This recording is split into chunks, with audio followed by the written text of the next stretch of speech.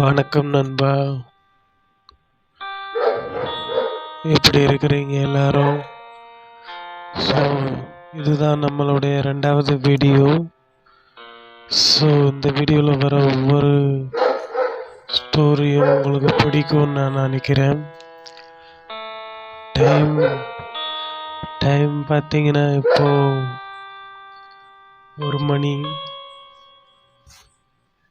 நாய்கள் எல்லாம் குலைக்க ஆரம்பிக்குது. அநேகமாக பேய்கள் நடமாடும் நேரத்தில் நான் உங்களுக்காக இந்த வீடியோ போட்டிருக்கிறேன். ஸோ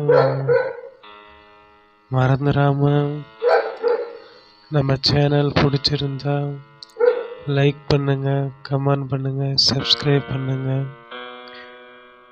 வீட்டில் நீங்கள் தனியாக இருந்தீங்க அப்படின்னா, வீட்டில் பேய் இருக்கா அப்படின்னு சொல்லிட்டு நீங்கள் தெரிஞ்சுக்கணும் அப்படின்னா, முதல்ல நீங்கள் செய்ய வேண்டிய காரியம் ஒன்று தான். உங்களுக்கு வீட்டில் யாருமே இல்லாத நேரத்தில் உங்களுக்கு பேய் பயம் வந்துச்சுன்னா நீங்கள் என்ன செய்யணும் தெரியுமா? பயப்பட வேணாம். உங்களுடைய இடது பக்கம் பாருங்க, உங்களுடைய வலது பக்கம் பாருங்க. பொறுமையா கட்டிலுக்கு கீழே பாருங்க, உங்க பீரோக்குள்ள பாருங்க. ஆனா தலையை தூக்கி அண்ணாந்து மட்டும் பாத்துறாதீங்க. ஆனா தலையை தூக்கி மேல மட்டும் பாத்துறாதீங்க. ஏன்னா பேய்களுக்கு தன்னை யாராவது பார்த்துட்டாங்க அப்படின்னா அதுங்களுக்கு பிடிக்காது, பின்தொடர்ந்து வரும். அதை மறந்துடாதீங்க.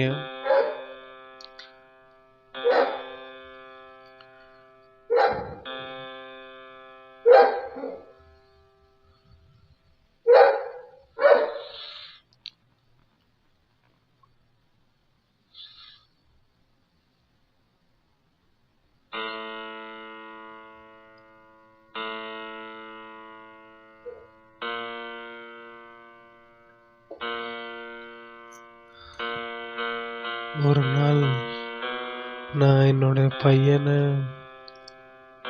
படுக்க சொன்னேன். நைட்டு அவன் ஒரே அழுதுகிட்டே இருந்தான். ஏன்டா அழுகிற இப்படி அப்படின்னு சொல்லி நான் கேட்டேன் அவன்கிட்ட. அதுக்கு அவன் என்ன, அப்பா கட்டிலுக்கு கீழே ஏதோ இருக்குது, அதை கொஞ்சம் பாருங்கப்பா அப்படின்னு ஒரே தூங்க விடாம இம்சை பண்ணிக்கிட்டு இருந்தான். சரி, நைட் நேரம் பையன் ஏதோ பார்த்து பயந்துட்டான் போல அப்படின்னு சொல்லி அவனை பயத்தை தெளிய வைக்கணும் அப்படிங்கிறதுக்காக கட்டிலுக்கு கீழே நான் கீழே குனிஞ்சு பார்த்தேன். எனக்கே ஒரு ஆச்சரியம்.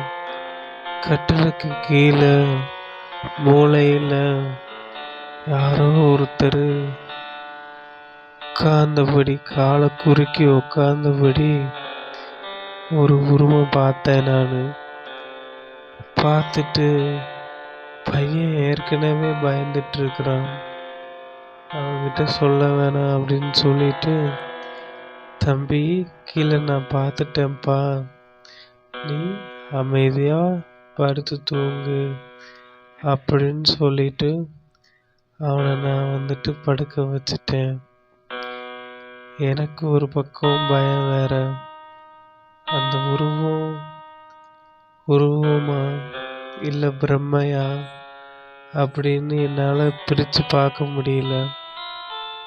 நானும் முடிஞ்ச அளவுக்கு பையனை தூங்க வச்சுட்டு சரி அப்படின்னு சொல்லிட்டு நானும் அங்கே தட்டி கொடுத்துட்டு தூங்கிட்டேன். அடுத்த நாள் காலையில் விடிஞ்சதுக்கு அப்புறமா தான் நான் எழுந்திரிச்சேன். அந்த நைட்டு நான் எப்படி தூங்குனேன், என்ன தைரியத்தில் நான் தூங்குனேன்னு எனக்கே தெரியல.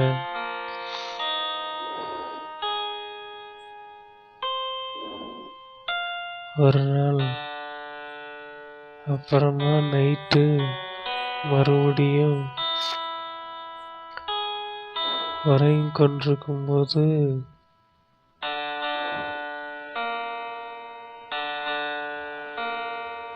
ஏதோ ஒரு சத்தம் கேட்டுச்சு.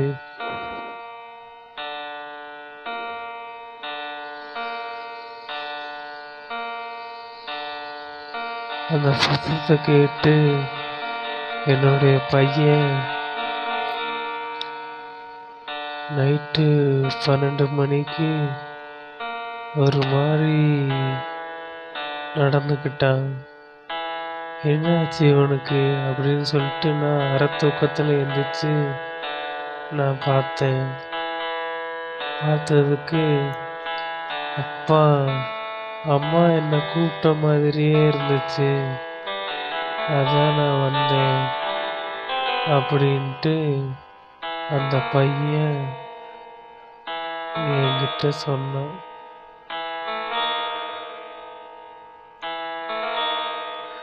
நானும் முடிஞ்ச அளவுக்கு தம்பி அதெல்லாம் நானும் தான் கேட்டேன், அம்மா தூக்கத்தில் உளறிக்கிட்டு இருந்திருப்பா, என் கூட தான் படுத்திருக்கிறா, அம்மா கட்டிலில் தான் படுத்திருக்கிறா, நீ கனவு கண்டிருக்கிற அப்படின்னு சொல்லி ஏதோ சமாளித்து அவனை மறுபடியும் நான் வீட்டுக்குள்ளே கூட்டிகிட்டு வந்துட்டேன்.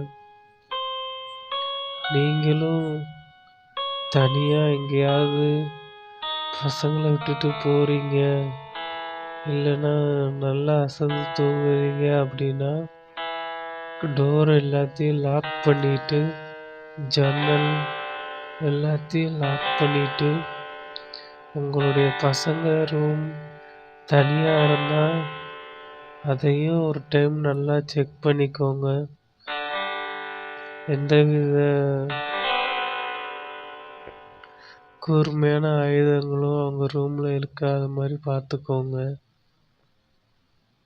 இது ஒன் அண்ட் ஒன்லி குழந்தைகளுடைய பாதுகாப்புக்காகத்தான் நான் சொல்கிறேன். அது உங்களுக்கு புரியும்னு நினைக்கிறேன். நைட் நேரம் ஒவ்வொன்றும் விசித்திரமாக தான் நடக்கும். இது ஏன் நடக்குது, எதுக்காக நடக்குதுன்னு யாராலையும் புரிஞ்சிக்க முடியாது. நம்மளுடைய இமேஜினேஷன் தான். புரிஞ்சுக்கோங்க.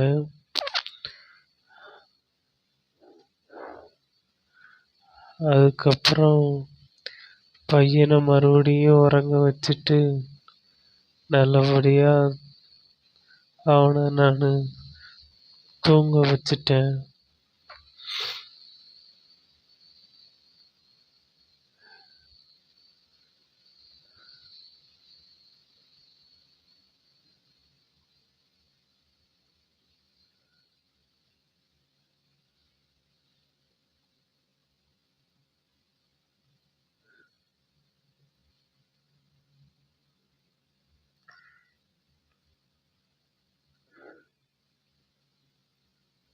ஒரு நாள் இப்படித்தான்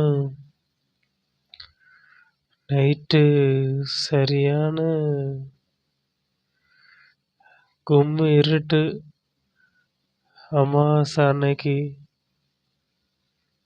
எனக்கு வேற வீட்டில் யாருமே இல்லை, நான் மட்டும்தான் தனியாக தூங்குற மாதிரி இருந்துச்சு. சரி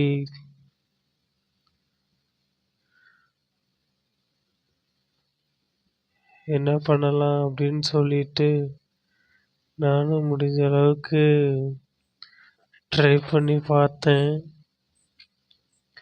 ஒன்றும் வேலைக்கு ஆகல.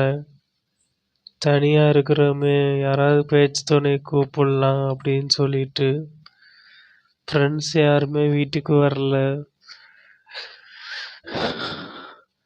இன்னைக்கு நான் மட்டும்தான் தனியா தூங்கணுமா அப்படின்னு எனக்கு ஒரே நடுக்கம். சரி, தைரியத்தை வர வச்சுட்டு தூங்குவோம் அப்படின்னு சொல்லிட்டு நானும் பெட்ஷீட் எடுத்து பொத்தி படுத்தேன். அன்னைக்குன்னு பார்த்து சரியான குளிர். நான் எப்பயுமே ஒரு பெட்ஷீட்டு தான் நான் பொத்தி படுப்பேன். அன்னைக்குன்னு பார்த்து பார்த்தீங்கன்னா 3 பெட்ஷீட் பொத்தி படுக்கிறேன். அவ்வளவு குளிராக இருந்துச்சு. அப்புறம் டிவி போட்டு பார்த்துட்டு இருந்தேன். நைட்டு மணி 10 மணி ஆயிடுச்சு.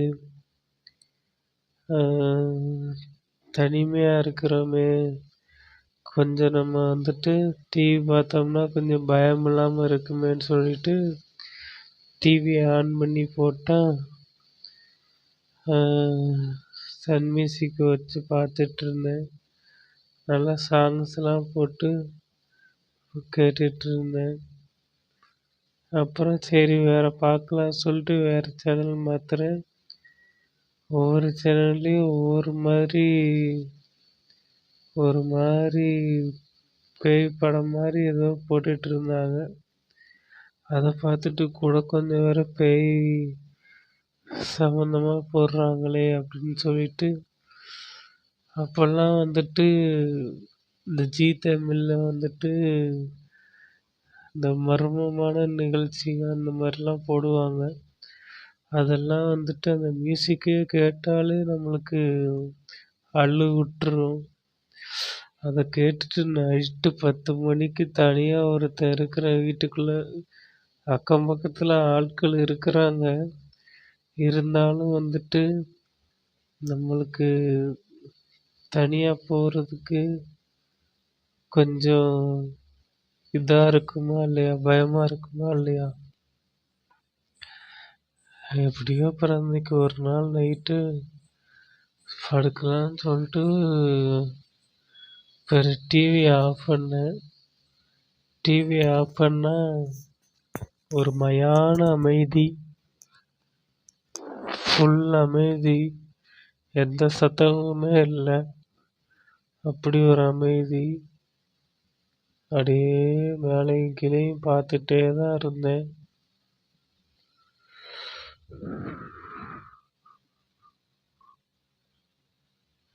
இப்படி ஒரு நைட்டை நான் என்றைக்குமே தனியாக நான் ஸ்பெண்ட் பண்ணது கிடையாது. அப்புறம் தூக்கம் வர்றதுக்காக நான் என்னென்னமோ பண்ணேன். என்ன பண்ணேன் அப்படின்னா, நல்லா பெட்ஷீட்டை பொத்தி படுத்துட்டேன். தலையோட பெட்ஷீட்டை பொத்திட்டு மனசுக்குள்ளேயே 1லேருந்து 100 வரைக்கும் நான் எண்ணினேன். 1லேருந்து 100 வரைக்கும் எண்ணிட்டு திரும்ப 100லேருந்து 1 வரைக்கும் நான் எண்ணுறதுக்கு ஒவ்வொன்றா நான் சொல்லிக்கிட்டு இருந்தேன். ஒவ்வொரு நம்பராக நான் சொல்லிகிட்டு இருந்தேன். சொல்லிக்கிட்டே இருக்கிறப்ப ஒரு 65, 64, 63 அப்படின்னு நான் சொல்லிட்டு இருக்கிறப்ப டப டப டப டப டப டப டபுன்னு ஒரே சவுண்டு. அப்புறம் ஓட்டு மேலே ஏதோ ஒன்று கடபட கடபட கடபடன்னு ஓடுது, என்னமோ அது இதுவுமா. அப்புறம் கிச்சனுக்குள்ளே பார்த்தீங்கன்னா டமால் டுமால் சவுண்டு. பார்த்தா எலி தொல்லை வேற. எனக்கு எந்திரிச்சு போய் என்னடா அது அப்படின்னு பார்க்கறதுக்கு எனக்கு ஒரு மாதிரி இருக்குது. சரி, அப்படியே படுத்துக்கலாம், கிச்சனுக்கெலாம் போவேனா.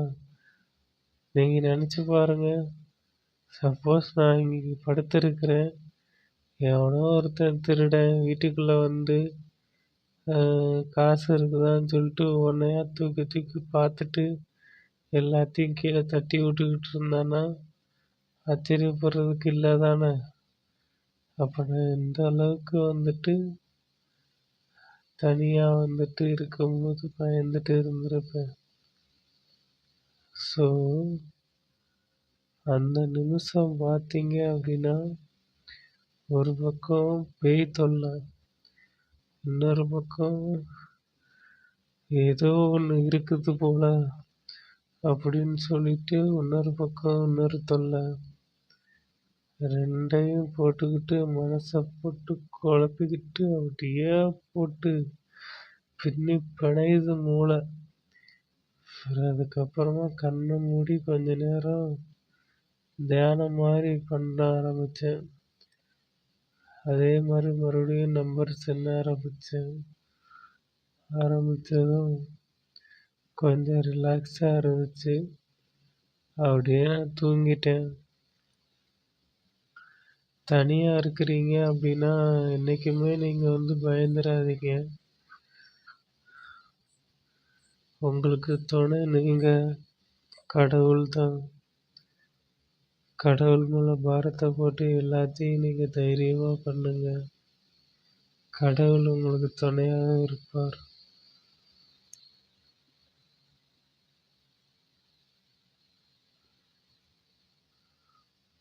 கவலைப்படாதீங்க. பேய்களை பற்றி கவலைப்படாதீங்க. இந்த பேய்களெல்லாம் ஒரு நாள் மனிதனாக பிறந்தது தான். அதனால் நம்மளும் பிறப்பு இறப்பு எல்லாத்தையும் நம்மளும் தாண்டி தான் நம்ம வரப்போகிறோம். அதை புரிஞ்சு எதுக்கும் எந்த இடத்துலையும் பயப்படாதீங்க. தைரியமாக சுயமரியாதையோட வாழ கற்றுக்கோங்க. நன்றி, வணக்கம்.